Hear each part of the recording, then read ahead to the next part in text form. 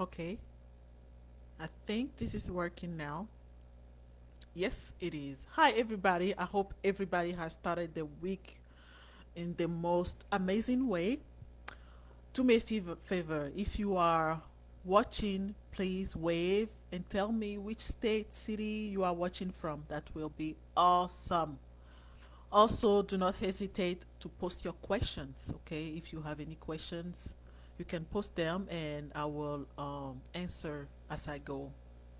So today we are going to talk about how to kick out of a weight loss plateau. We are going to get into that because this is an issue for almost anybody. Really, it's for everybody that's trying to lose weight. It's a very common issue, and for the diabetic pips, it gets even more frustrating because then you have some restrictions with your diet and you are not quite sure what to do. So we are going to talk about that today.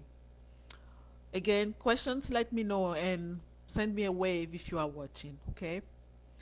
So weight loss plateau is typically, let's say you start whatever program you wanted to start and you are doing well or coming along, and then at some point you are not responding, the scale is not moving, the clothes size are not moving, yet you are following everything you have been doing to the T. That's when you've reached a plateau. It's extremely annoying. I've done it a few times, so I know, but it's no reason to despair. It's honestly, it's just saying that you need to do something different. That's all. Because this is what's happening as you are on your journey. Your body is learning and adjusting along. One big thing I'll say right off the bat, a lot of people when they are trying to lose weight may not be eating enough. If you are starving yourself, you are even more likely to get in a plateau much faster, or you start seeing the weight loss trend slow down and then stop. That is something to kind of watch for, because your body is going to adjust to a starving status, is going to hang on to things, and that's when you stop losing weight. Okay, now if you are following a more balanced um, program or lifestyle, you will still likely hit a plateau, but it's no big deal. You can do some things about it. I call it tricks, really. It's just tricks to get your body getting back into the weight loss process. Um, the first thing you don't want to do, because I trust on your weight loss journey you have incorporated exercising. Exercising of any form, whether it's walking, whether it's dance classes, whether it's swimming, whether it's cycling, whether it's going to the gym and doing all kind of things. You have incorporated some form of exercising. In such case, one thing you don't want to do is kind of give up and slow down on your exercise. That's not helpful. One of the reasons why you hit a plateau is related to the muscle. Typically, as we are trying to lose weight, we lose muscle. As we lose weight, we lose muscle and our metabolism slows down. Actually slows down even more. For some of us, like, it slows down even more. So those are things, you want to address. This is why I'm saying you don't want to actually slow down the exercising unless you are exercising extremely, like ridiculously. Because extreme, I'm not talking about the professional trainers and things like that, okay? But somebody who is excessively exercising, actually your body gets to a point where it becomes stressful and you tend to dump cortisol to compensate for that stress. Cortisol, what does it do? Raise your blood sugar. Excess sugar gets converted into fat eventually, so you are getting more weight ultimately. Okay, so that's another thing. All right, so exercise, let's talk about the exercise. So whatever you've been doing for exercise, you want to change things around.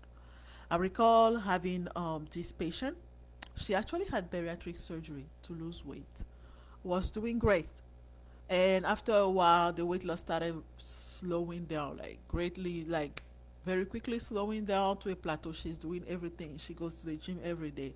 She does her elliptical, she walks, and she bikes. That's what she's been doing on top of, the diet modifications she's had after the surgery.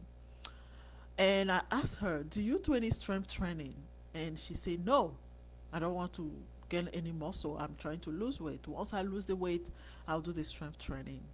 And that's when I told her, that's a little mistake because you are losing muscle as you are losing this weight. You are. So what you want to do is activate those muscles. You want to maintain, you want to at least maintain the muscles. How do you do that? Very, very, very little weight, higher repetitions. So you are not lifting heavy weight, trying to, no, that's not what you are doing. You are just activating, you are maintaining those muscles, you are exercising them. So you are doing very little weight, higher repetition. And repetition means, let's say you are going to do, I don't know, you are going to do arm curls, 10 arm curls, pose 10 arm curls. So repetition will be the 10 and then the 10 and then the 10.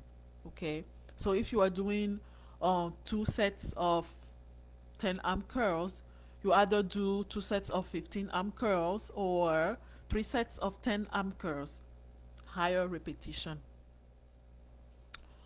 um that's one thing. If you don't want to deal with weights, this is where you start using bands, and this is where you start using your body weight. You don't have to lift things, you don't have to try to be bulking or anything like that. It is actually not necessary. You are just activating those muscles. You want your metabolism to stay, to keep going. Okay, so that's number one, the exercise aspect of things. Number two will be the eating, of course. Yes. So, eating. You've done modification. Now you have, hit a plateau. Oftentimes, really, you only address one of the areas and you will see a change happening. But if it is being stubborn, you add another areas to what you are trying to do. So, as far as the eating, I'm talking about total calories intake, as well as your carbs, your protein, your fat intake. Some people are doing keto, some people are doing low carbs, some people are doing high protein, things like that. You want to switch something up. And I'm going to kind of open a little, bracket here and address the diabetics. For a diabetic, because of the carbohydrate limitation restriction, typically 45 to 60 gram is what is recommended for a diabetic, and for snacks you are getting 20-25 about. So what happens for a normal person? You have times of the day where you have your higher intake of food, whether it is the breakfast, whether it is lunch, whether it's dinner. I always recommend eating lighter at dinner, not only for diabetics, but anybody really. Now, when I say eating lighter, I'm not saying not eating sufficiently, okay? But during the night, you are not exercising, so you only need so much calories. Um, but you want to flip things around a little bit. So if you put more of your carbs, let's say you do your 60 grams of carbs at breakfast, you eat more of your carbs at breakfast, you do less at lunch, you do less at dinner. Flip it around, do less at breakfast, do a little more at lunch, something like that. Basically, you want to switch things around because your body is used to a certain rhythm, a certain amount at a certain time of the day. So it pretty much knows what to do and what not to do, and just relaxes and doesn't want to lose the weight. So you change thing around to kind of make it think really that you either eating a lot again because then it wants to try to spend all those calories, or that you are feeding it enough. And that's when I'm saying, if you don't eat enough to start with, that's when you really want to find a way to put in a little more, but healthy choices, even if it's just real vegetables. Okay, you want to put in a little more for your body to think, oh, I'm fed sufficiently, I have enough calories, things like that. So you want to address the eating. You want to address how much you are eating, what you are eating. You want to switch things around a little bit. Okay. So even for the keto, I have done keto before. It was working fantastic. Then I hit the plateau, try everything but modifying my keto diet.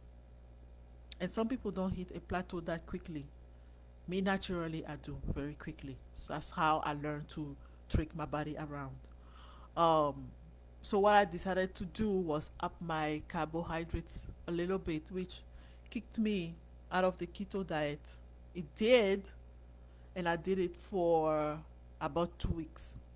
And so when I went back on the keto again, whoo, the weight came off like crazy. You understand what I'm saying? So switch things around. You don't have to do it for 2 weeks. You can do it for 1 week, but kick your body out of that mode it got stuck in. So that's another thing. So I talked about the carbs, I talked about the eating, and this is the one last aspect I want to talk about. Very, very, very, very important.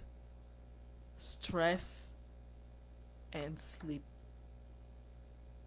If you are under a lot of stress, if you don't get a lot of sleep, you are likely to hit a plateau quicker.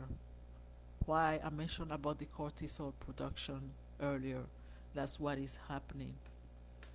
So it's easy to say don't be stressed, but really address your stress level, address your source of stresses, and address the amount of sleep you are getting. You will not believe how a rested body functions much, much, much better. It functions much better. Okay. Um. So that's another thing. That's another big deal to look at. So, in all, you are really looking at everything you are doing to lose the weight, and you want to make changes. Okay. One other tip I would like to give about the exercising is doing the same thing. You don't want to be doing the same thing.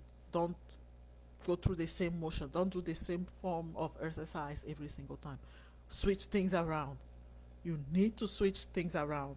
If you do strength training, you don't work the same muscle groups every single day. You flip things around. Okay? Excuse me. For instance, you do, like, I don't know, you do upper Monday, cardio Tuesday, lower Wednesday, cardio Wednesday, Thursday, things like that.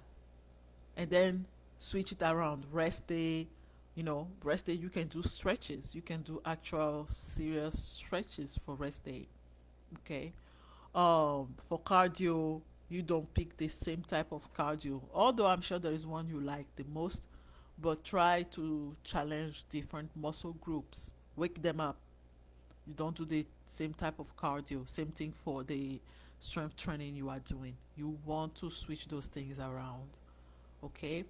And like I say, you are looking at everything you are doing. How much are you eating? What type of food are you eating? How much do you snack? Are the snacks actually defeating your goal? We tend to sometimes eat way more snacks than we need to. We really do sometimes. So watch that. Also, your hydration status. Yep. Our body is how much water? Our body is 60% water. Our body needs water for so many things. Even for the mechanics of breathing, water is needed.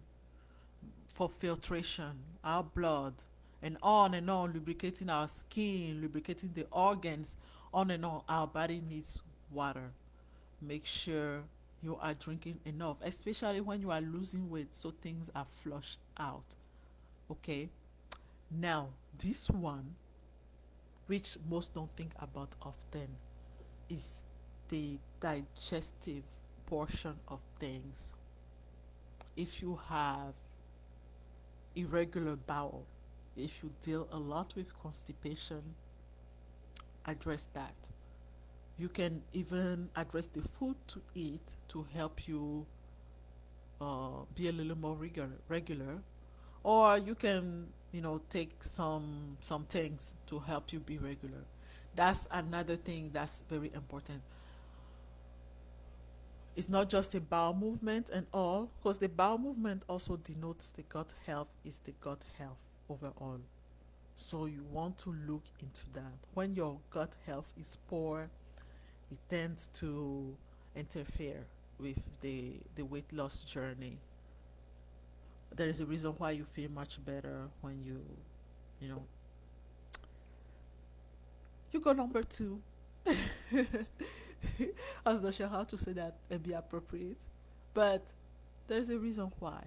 So that's another thing. And actually, let's say somebody who has severe constipation and can go days without bowel movement. You have no idea how much stress that is actually on the body. Low key is working against you. So you definitely want to uh you definitely want to address the bowel, the digestion portion of things. All right. So the questions. I'm looking at the questions here. All right. One question I have is, how do I address the fat intake? Well, it's simple. For those that um are like very, very, very low fat, I'm not saying you need high intake of fat. Life is about balance, really. Consider incorporating healthy fats. As I discussed last week, the healthy fats being from salmon, um, olive oil, sunflower seed oil, and most importantly, that's for cooking. Most importantly, the healthy nuts, pecan, macadamia, Brazilian nuts. Um, I cannot think of the other one I like so much, but I like it top of my head. Peanut is not the best for you because it's also high in the bad fat. It's also high in the LDL. So you actually want to stick to the nuts that promotes, that not only are good in the good fats but promote a good level of your HDL. HDL being the good fat, which is heart protective. Not only heart protective, but really our vascular system protective, because it counteracts the job of LDL, which is the bad guy. So you want to try to incorporate a little bit more of that into your diet. Um, if you are trying to address the fat intake. Yeah, yeah. Okay. All right. Another question I have is about the exercise. What did I mean by excessive exercising? Yes. So exercise is still a demand on your body. Okay. There's a healthy way to exercise and there is an unhealthy way to exercise. Now, the more you train, the more your body build up to the level of exercise you are doing. So unless you've been training for a long time and condition your body to certain demands, when you are excessively exercising, I've seen folks in the gym do cardio for 2 hours and a half, 3 hours straight up. Well, you are asking, what were you doing in the gym yourself for 3 hours? Well, I was just kind of chilling in between my sets and socializing. That's why. But I've seen folks do that. What happens is initially when you exercise, you are spending the calories and whatnot. But then your body starts running out of gas. So what it's doing is it needs that glucose for energy. It's not like you are eating as you are exercising. Okay? So what happens is cortisol kicks in. Cortisol is going to foster um, glycogen glucagon, which is going to cause glycogen to be converted into glucose. So basically, you are releasing more sugar. That's raising your blood sugar, and you are not only necessarily going to burn all of it, but because of the amount of stress the body is under, it's releasing more than you need because it's getting um it's getting ready. You are putting this much effort, so it's going to release this much. Okay, and so you have all that extra sugar on board now. What happens after when you are done exercises? Well, the excess sugar in your system, because first off, after you are exercising and you are pooped and tired and whatnot, you are going to eat something. Okay, you eat that, the body doesn't need all the glucose it released.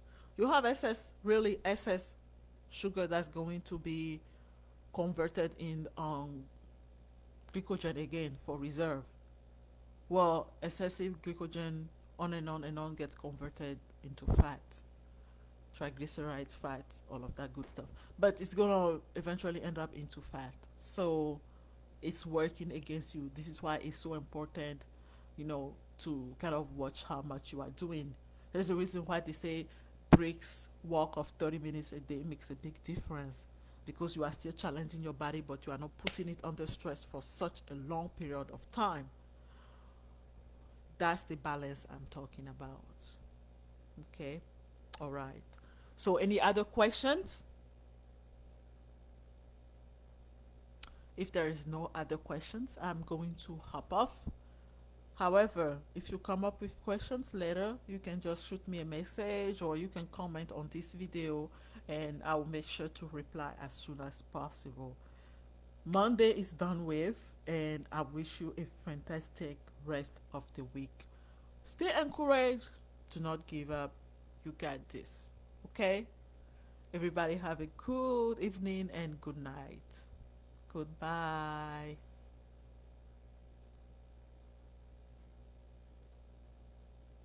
Well, if I figure out how to end this video, all my buttons are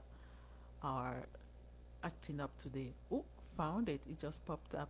All right, bye guys. Have a good one. Bye.